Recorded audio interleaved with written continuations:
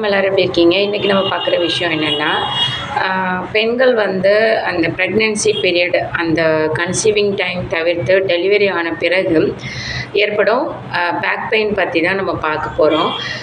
சில பேர் வந்து சிசேரியன் பண்ணுறதுனால பேக் பெயின் வருது, அனஸ்தீசியா இன்ஜெக்ஷன் கொடுத்ததுனால பேக் பெயின் வருது அப்படின்னு சொல்லிட்டு ஒரு சில பேருக்கு வந்து ஒரு கருத்து இருக்கும். பட் அதனாலலாம் வந்து இன்ஜெக்ஷன் பண்ணுறதுனாலலாம் வந்து பேக் பெயின் வர்றது கிடையாது.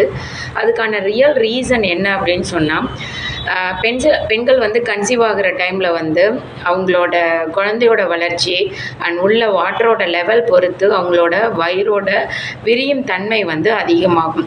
ஸோ முன்பகுதியில் எப்படி அவங்களோட ஸ்டமக் வந்து விரிஞ்சு ஒவ்வொரு மந்த்துக்கும் வந்து சைஸ் வந்து அதிகமாகுதோ, சேம் டைம் வந்து பின்பக்கம் வந்து முதுகு தண்டுவடமுமே வந்து அவங்களுக்கு இருக்கிற நார்மல் பொசிஷன்லேருந்து கொஞ்சம் அப்நார்மல் பொசிஷனுக்கு போகும்.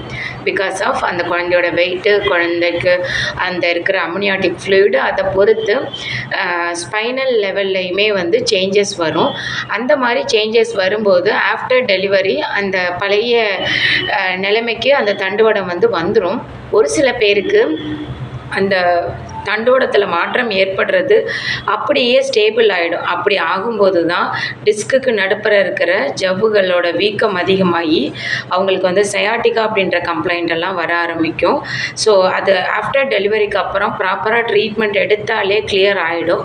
பட் என்னவோ இன்ஜெக்ஷன் பண்ணதுனாலையோ இல்லை வந்து நம்ம வேலை பளு அதிகமாக பார்க்குறதுனால அந்த பெயின் வருது அப்படின்னு நினச்சிட்டு அந்த பிரச்சனையை அப்படியே வச்சுட்டே இருந்தோம் அப்படின்னா தான் அந்த ஸ்டேஜ் ஆஃப் பெயின் வந்து first great, second grade, third grade வரைக்கும் போயிட்டு சில பேருக்கு வந்து தண்டுவடத்தில் ஆப்ரேஷன் பண்ணுற மாதிரியான ஒரு சிச்சுவேஷன் அமைஞ்சிருது பெண்களுக்கு. ஸோ அந்த மாதிரிலாம் போகாமல் ஏர்லி ஸ்டேஜில் early diagnosing and treatment best வேலை வந்து நம்ம கிளினிக்கில் கொடுத்துட்ருக்கோம்.